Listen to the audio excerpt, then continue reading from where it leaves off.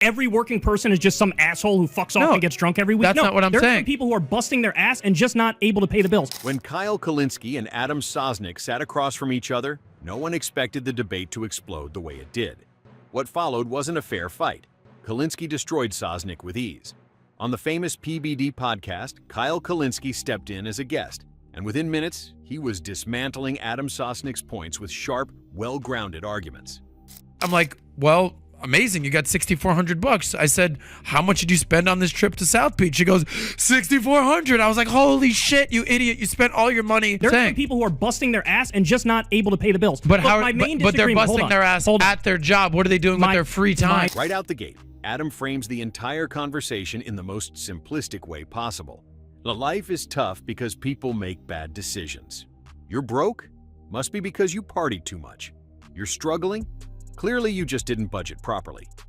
He repeats this line like it's the grand unifying theory of economics, as if the housing crisis, stagnant wages, or crushing medical bills can all be explained by someone ordering one too many mojitos in South Beach. I think the best countries in the world at this point have already achieved. If you look at the Scandinavian countries, a lot of those countries, they provide the basics for people, but then they also rank high in, and I think you guys will appreciate this, economic freedom. Kyle, on the other hand, doesn't let that slide. He flips the script and points out the obvious. If everyone is struggling, maybe it's not just about individual choices. Maybe, and this is a radical idea in Adam's world, there's something wrong with the system itself. Wage stagnation, housing costs skyrocketing, and a job market that demands endless hustle with little reward. These aren't personal failings, they're structural realities. But here's where it gets frustrating and kind of funny. There's a major difference between being poor and broke. Poor, you live in a poor shithole country, and some you're in Honduras, whatever, you can't make your money.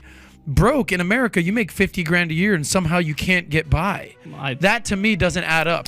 No matter how many times Kyle points this out, Adam keeps dragging the conversation back to his favorite word, responsibility. It's like debating with a parrot that's been trained by a self-help podcast.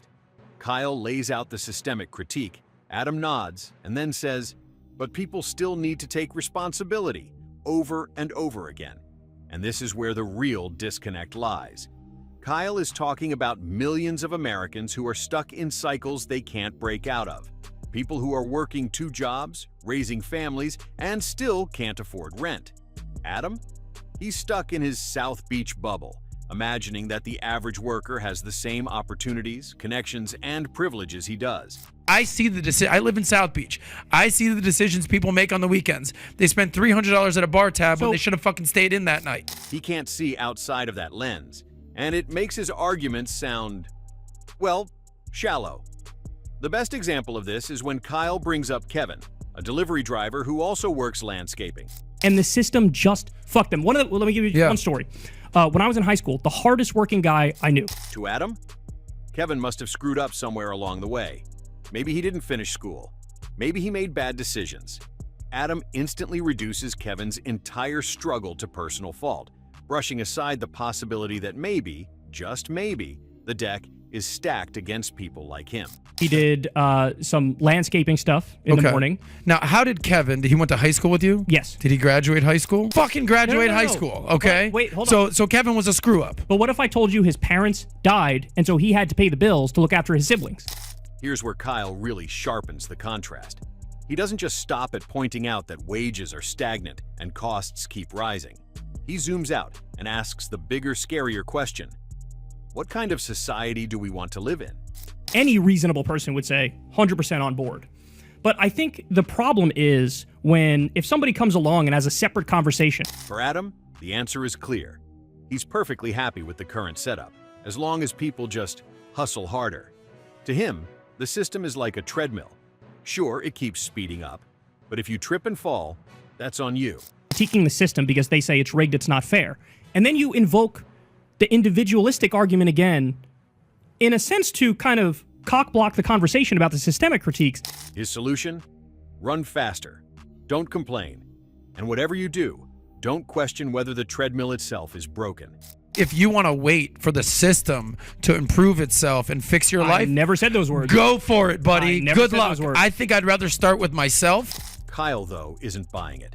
He points out that there are entire countries, functioning, wealthy, modern democracies, that do things differently. Countries where unions aren't painted as boogeymen, where healthcare isn't treated like a luxury, and where the idea of a 4-day work week isn't laughed out of the room. But, of course, Adam isn't impressed. The thought of Americans having more free time, stronger bargaining power, or guaranteed healthcare seems to him like some kind of socialist fever dream.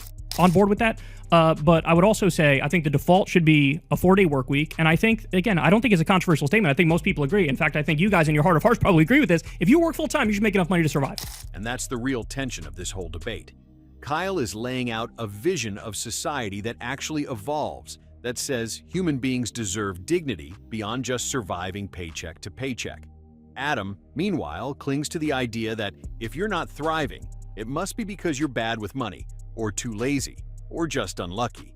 It's a worldview that's simple, comforting even, but hopelessly disconnected from reality. Don't have anything going on. They're working 2 jobs. I feel for these people, but what we are in agreement on is that during that their time of work, making those deliveries, respect, they're working their ass off. My question is, what are you doing with your spare time? There are tens of millions of people who are part of this working poor group who did nothing wrong on their own, and the system just fucked them. Kyle's rebuttal was devastating in its simplicity. He reminded everyone that Americans are working harder and longer than ever before, yet still struggling to cover basics like rent, healthcare, and childcare. If this is all about laziness, why is productivity at an all-time high while wages stay flat? Why do CEOs make hundreds of times more than their workers when the workers are the ones keeping the business running? If you agree with Kyle's take or think Sosnick had a point, drop your thoughts in the comments below. And don't forget to like the video. Either way, the exchange left one thing clear. Adam had no real answer, because there isn't one. Once you step outside the bootstrap fairy tale, the reality is obvious. The system is tilted. Pretending otherwise doesn't make you tough-minded. It just makes you willfully blind. We're going to fundamentally agree on Kevin, the delivery driver. It's tough out there as a delivery driver, no doubt. But my question is, when Kevin goes home, is he putting on Netflix or is he watching videos that will improve his life? Yeah, a football game or an NBA game or something. Like, I want people to have that leisure time, that relaxation every single time. Sunday, though? I mean, if you work full-time, yes. And this is why Kyle shined in the debate. He didn't just pick apart Adam's arguments. He exposed the mindset behind them. A mindset that mistakes privilege for wisdom, and that clings to the fantasy that if people are struggling, it must be their fault. By the time this section of the debate wrapped, it was clear. Kyle wasn't just winning on facts, he was winning on moral clarity. By the end, the dynamic was impossible to ignore. Adam Sosnick had come armed with motivational speaker slogans. Kyle Kulinski had come armed with reality, and reality won. I mean, it's very simple. I would just describe it as social democracy. Okay. So anybody can go to the Wikipedia page for social democracy and read through it, and that's basically what my beliefs are. Adam wanted the audience to believe that systemic inequality is just a myth, that every problem can be solved with a little more grit and a little less Netflix. But Kyle reminded people that grit isn't enough when the game is rigged, that working hard should lead to stability, not endless struggle, that a fair society isn't built on lectures about lattes, but on policies that actually give people a chance. And maybe that's what made Adam's position feel so hollow. It's easy to say, just work harder, when you've already made it. It's a lot harder to admit the system itself needs fixing. I don't want somebody at the negative 40-yard line and then Mitt Romney's son at the 85-yard line. I want to have a fair race. I want a real meritocracy. So that means I want everybody to have health care. I want everybody to have education. Kyle had the courage to say what many already know, but rarely hear on platforms like PBD. The American economy is failing ordinary people, and pretending otherwise is just dishonest. So yes, Adam got destroyed. Not with shouting or insults, but with facts, perspective, and the kind of grounded argument that cuts through the noise. Watching the exchange, you couldn't help but feel the imbalance. One man clinging to cliches, the other laying out reality. And in debates like these, reality always wins.